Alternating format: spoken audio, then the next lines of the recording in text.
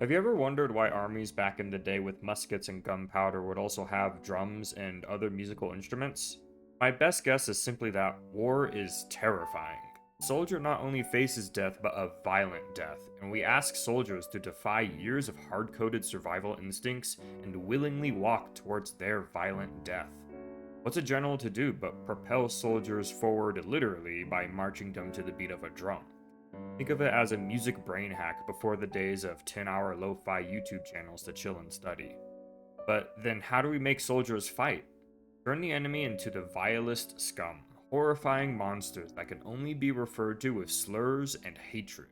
We simplify them, group them together, and reduce them to their bare components, like a butcher. In a word, dehumanize. And history has plenty of examples as to why this is a bad idea. Nowadays, our ability to simplify is utilized elsewhere, such as in simplifying hard work for the sake of efficiency and sanity. And what better way to do this than with paperwork, the blood of a bureaucracy?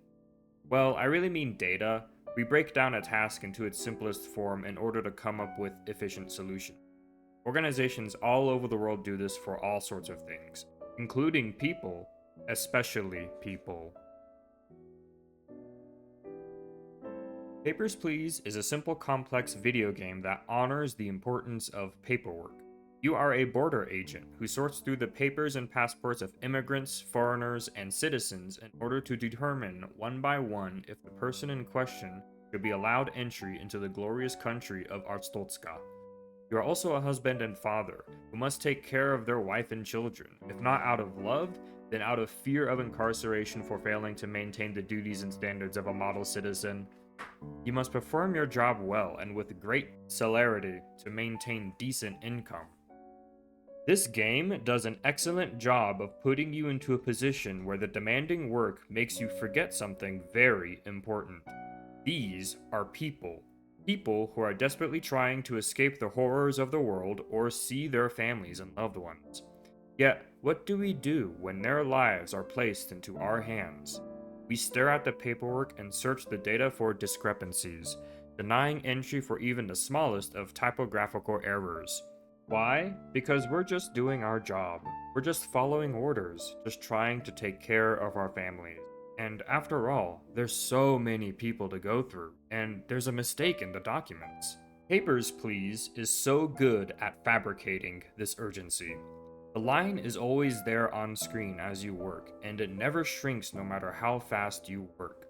Might as well not bother trying to get through everyone there, waiting, hoping. But you still need to work quickly. Your income directly correlates to the number of entrants resolved, and bills are due at the end of each day to keep your family fed and healthy. But you can't make mistakes, as those incur fees and penalties eating up what little income you receive. But you can't take your time to resolve every small error because the clock is always ticking, and every minute that refugees spend pleading for their life is a minute holding you back from the next person, from your next payment, from your responsibility to your family, from staying alive, from doing your job. So, what would happen if suddenly we were put on trial for denying sanctuary to so many dying souls? Wouldn't these be the excuses used to defend our actions? We're just doing our job, following the rules of paperwork to ensure compliance and expediency. Indeed, Papers, Please shows us how easy it is to systematically incorporate evil in our day-to-day lives.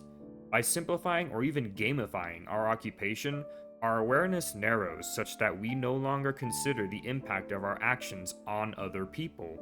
For example, we could allow entry of a doctor trying to smuggle in life-saving medicine, or we could follow procedure and detain them for hiding contraband.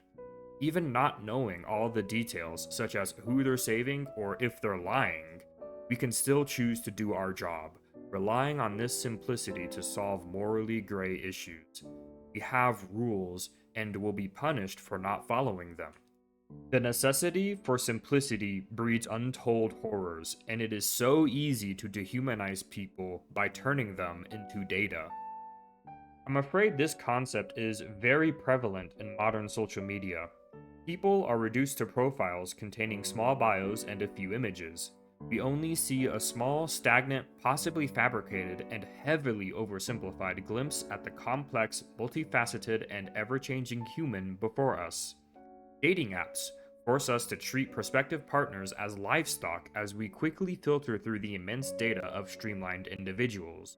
Messaging apps strip our words of their intonation and context, which may completely ruin and even demonize our intentions.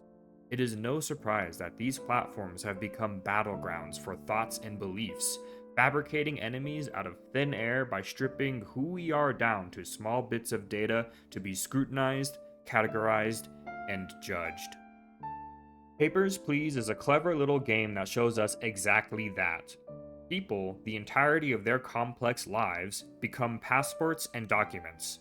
Their reasons for entry and their life stories leading them to end up before you become a few words on paper, and if there's a mistake in the papers, is there not also a mistake in the people? Papers, Please places us in the exact situation needed to motivate us to see the need for simplistic, efficient action and become the evil that results from such unassuming bureaucracy. Efficiency borders on dehumanization.